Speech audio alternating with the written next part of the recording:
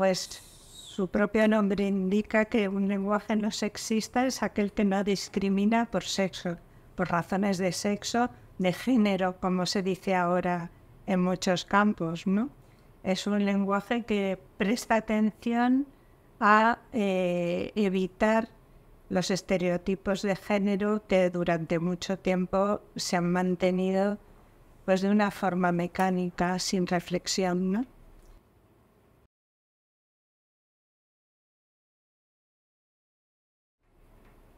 Yo creo que no solo es una herramienta útil, sino que es una herramienta necesaria a la que hay que acudir para fomentar la igualdad y que no haya discriminación a través del lenguaje. Y en ese sentido convendría ver no solo el lenguaje escrito, que es al que normalmente nos referimos cuando proponemos medidas para evitar el sexismo lingüístico, sino también el lenguaje oral.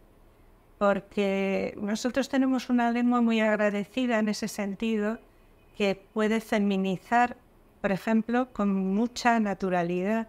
A pesar de ser una lengua románica, feminiza mucho mejor que el francés y mejor que el italiano.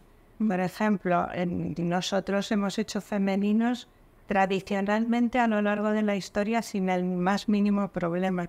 Por ejemplo, todas las advocaciones a la Virgen que aparecían en el rosario y en todas estas oraciones llevaban femeninos encadenados sin ningún tipo de problemas. El rechazo, digamos, o el evitar determinados femeninos ha venido posteriormente, quizá por un exceso de cultismo, ¿no? Pero conviene no opacar la presencia de mujeres cuando se hace referencia a colectivos, porque es verdad que el masculino español es un masculino, el masculino plural. Español es un masculino genérico que se supone que engloba a los dos géneros, pero en algunos casos lo que hace es que no se vea, no se perciba la presencia femenina, y conviene reivindicarla en algunos contextos, ¿no? Por ejemplo, una cosa de la que siempre hablamos nosotros los lingüistas es que en historia de las lenguas, si uno va hacia atrás en escritos, pues por ejemplo del siglo XVI, yo he recogido alguno, en el que la duplicación, que ahora tanto se critica, y es criticable el exceso, pero no la duplicación en sí, la duplicación era algo normal. Por ejemplo, he traído una real cédula del Consejo de Indias, dirigida al Consejo de Indias por el rey en 1549, donde dice: «Nos somos informado que en esa ciudad de Sevilla y en la comarca de ella y en todo su arzobispado hay muchos indios e indias, los cuales, siendo libres, algunas personas los tienen por esclavos». Utiliza el plural masculino, pero duplica cuando considera que es necesario especificar que no solamente podía haber dicho indios tranquilamente, pero dice indios e indias. Y más adelante pues hay otras pragmáticas que dicen lo mismo. Tienen en sus casas algunos criados y criadas indios, industriados en las cosas de la fe. Por ende, yo os mando que si los dichos indios e indias o algunos de ellos quisieren venir con los demás cristianos, plural masculinos, de su propia voluntad a los dichos mis reinos, les deis lugar que lo puedan hacer. Excelente.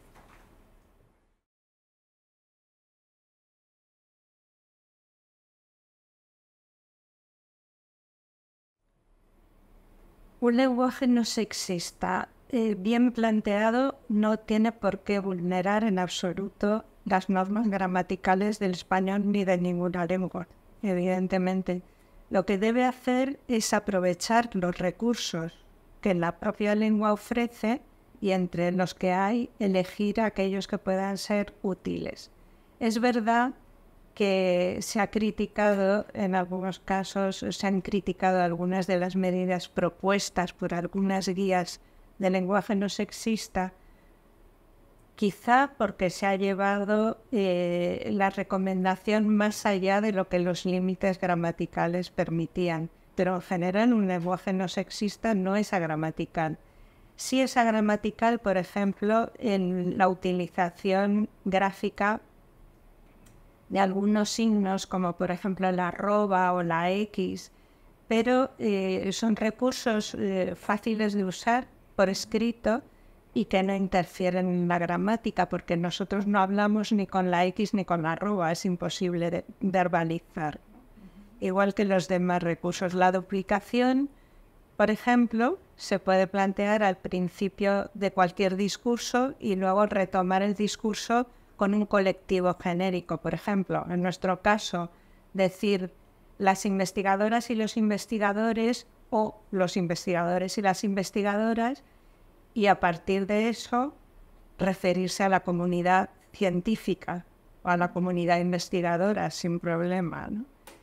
Luego hay que tener en cuenta que una de las cuestiones más fáciles de aplicar para el lenguaje no sexista es que los títulos y los tratamientos femeninos vayan en femenino.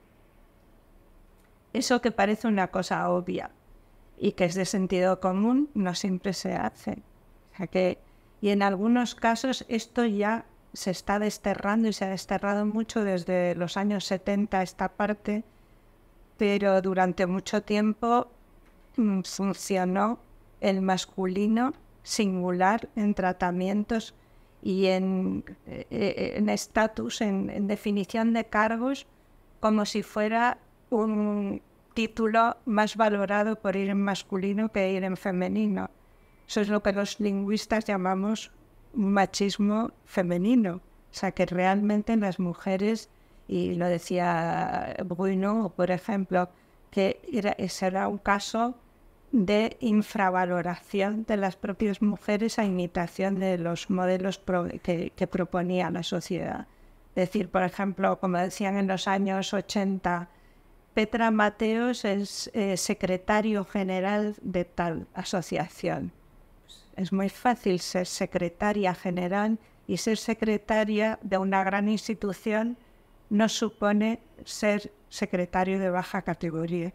Igual que ser directora de algo al revés. O sea que para la comunidad en general es beneficioso que se evidencie que las mujeres van ocupando cargos de responsabilidad, y esos cargos, a medida que los van ocupando ellas, se van feminizando, como es natural, y el español en ese sentido feminiza sin problema.